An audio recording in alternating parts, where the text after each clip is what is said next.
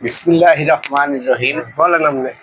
শুরু করছি আল্লাহর নামে, যিনি পরম করুণাময়, অতি দয়ালু।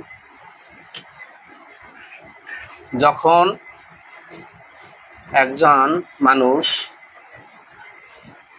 ইসলামে ধাবিত হয়, অর্থাৎ ইসলামের যে পাঁচটা ভিত্তি, এই পাঁচটা ভিত্তির এক নম্বরে হচ্ছে কালেমা।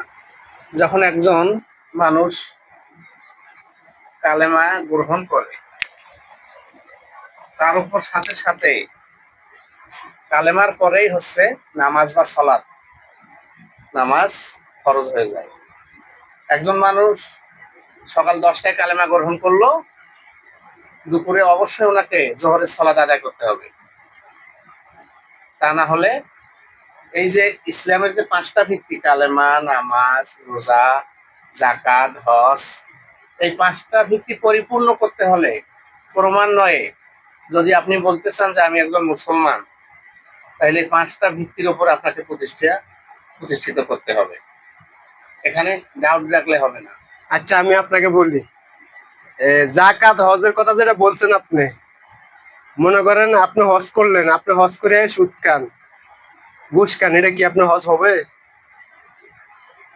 ব্যাপার হচ্ছে, আপনি ইসলামের ভিত্তিগুলো যে ক্রমান্বয়ে সাজানো আছে, কালেমা গ্রহণ করার পরে নামাজ, নামাজের পরে রোজা। আপনি নামাজে 5 ওয়াক্ত সালাত আদায় করেন না সারা বছর, রোজার মাসে রোজা রাখে, আবার তখনও নামাজ পড়েন না, রোজা আছেন সারাদিন, তাহলে এটা আপনার না খেয়ে থাকা হবে, এখানে কোনো ফায়দা। অনেকে বলে যে না, রোজার সওয়াব পাবো, নামাজের সওয়াব আলাদা।